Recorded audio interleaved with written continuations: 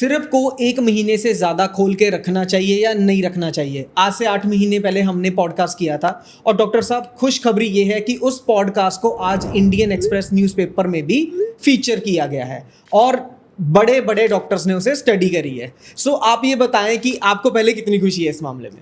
खुशी तो चलो एक अच्छी बात है कि हमने लोगों को अवेयर किया इस बारे में, पर मुझे लगता है कि अगर हमारे किसी भी पॉडकास्ट से या किसी भी इंफॉर्मेशन से जी हम फाइनली सोसाइटी का किसी भी तरीके से फ़ायदा कर पाएँ या भला कर पाएँ जी तो मुझे ज़्यादा खुशी होगी अगर लोग इसको अपनाना शुरू करें तो। जी क्योंकि अभी तो हमने एक इन्फॉर्मेशन दी है, लोग उसको कैसे अपनाते हैं ये हमें देखना पड़ेगा। आई थिंक जितना ज़्यादा हम लोगों को अवेयर करेंगे उतना ज़्यादा लोग इसको अपनाएंगे। डॉक्टर साहब उस हमारी रील के अब तक 5.5 मिलियन के प्लस व्यूज़ हैं और 4 लाख प्लस उसके शेयर हैं।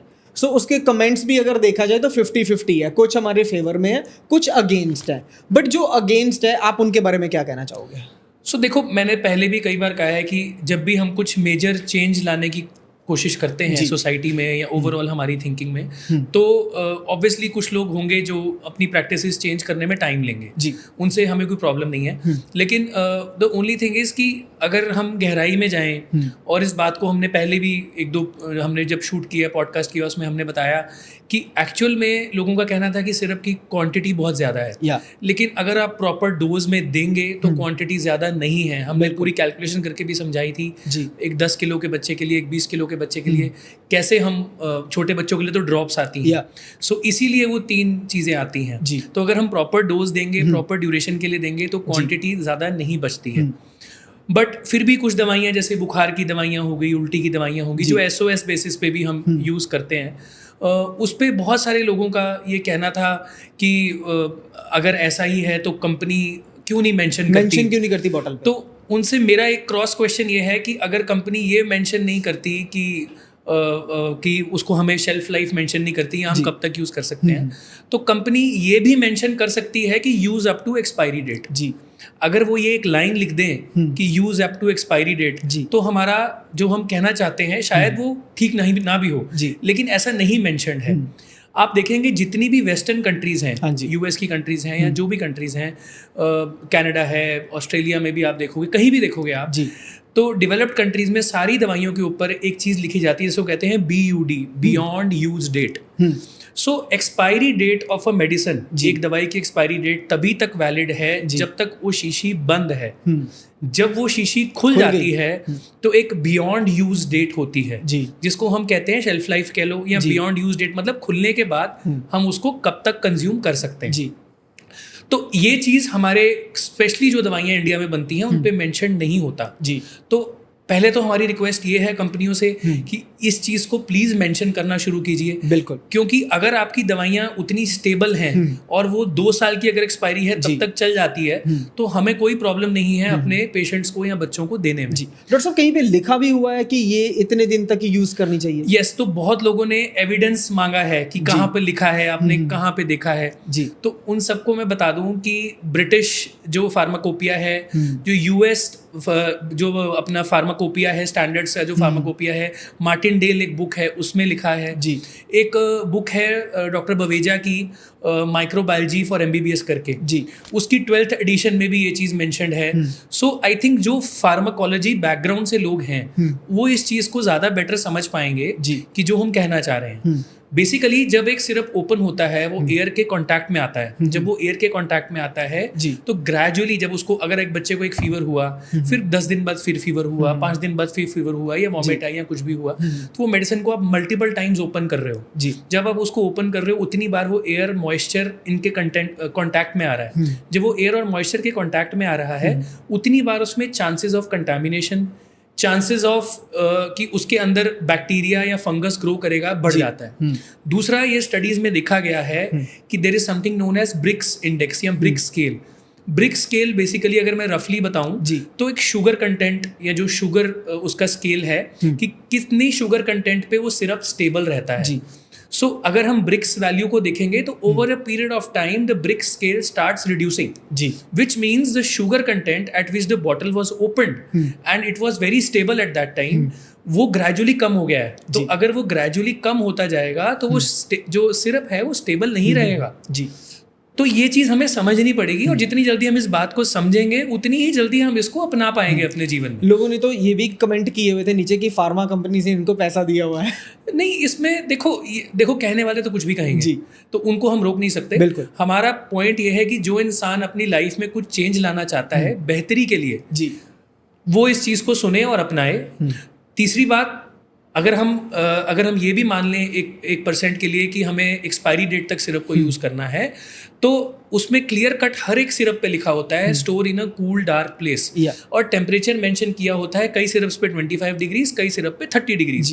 हमने पीछे कुछ वीडियोस भी देखी और कुछ हमने ऐसे पॉडकास्ट भी देखे जहाँ पे लोगों ने बोला कि हमने अलमारियों में सिरप रखे हैं, हमने ड्रॉर्स में सिरप रखे हैं, लोगों ने दिखाए भी हैं जी। उन सबसे मेरी एक रिक्वेस्ट है कि आप अपने टेम्परेचर्स को प्लीज़ चेक कीजिए।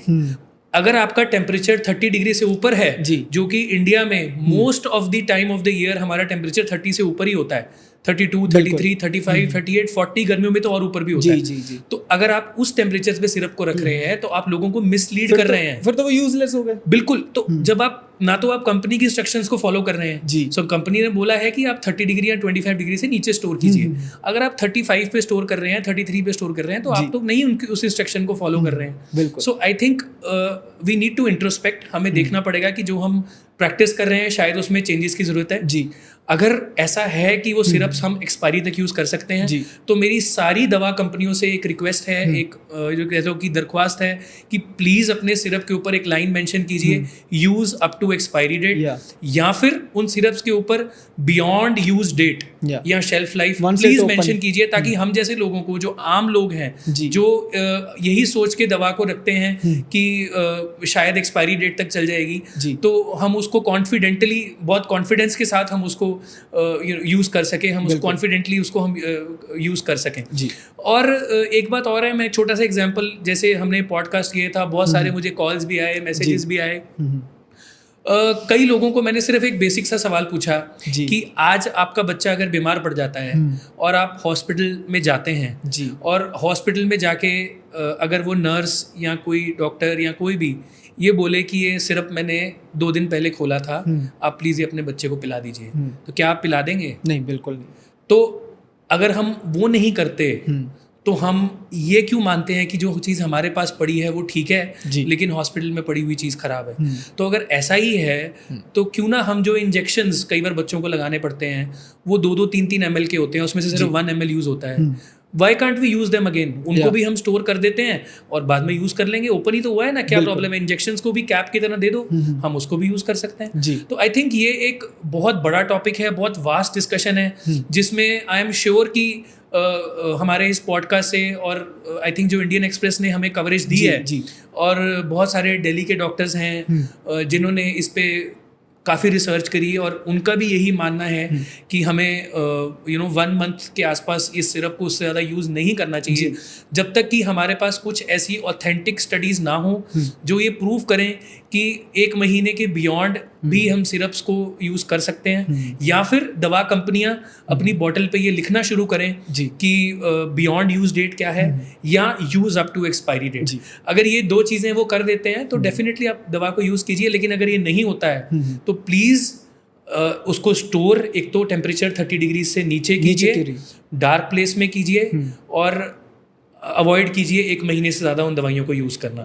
मैंने रेफरेंसेस भी बताए हैं, तो क्रॉस चेक करना चाहें, people are open to cross check, है ना, और बाहर की दवाइयाँ देखना चाहो वो भी देख सकते हो, तो you will get most of the medicine पे बाहर मेंशन्ड होता है, तो आई थिंक हमें उसको फॉलो करना चाहिए। इवन आज आप चैट जीपीटी पे भी डालोगे ना, तो वहाँ पे आप पूछोगे कि रेफरेंस कहाँ से, तो वो हमारा इंडियन एक्सप्रेस वाले का रेफरेंस देते हैं, और उससे हमारा रेफरेंस मिल रहा है उनको पॉडकास्ट का। बिल्कुल। तो इंडियन एक्सप्रेस एक कोई छोटा मोटा न्यूज़पेपर तो है नहीं, देखिए, है ना, it is a nationally known newspaper, बहुत ही पुराना और ऑथेंटिक न्यूज़पेपर है, और आई एम श्योर कि उन्होंने भी रिसर्च की होगी, उन्होंने भी एक्सपर्ट से बात की होगी, और उसी के बाद हमारी बात को शायद प्रमाणित किया होगा, उसको सही माना होगा।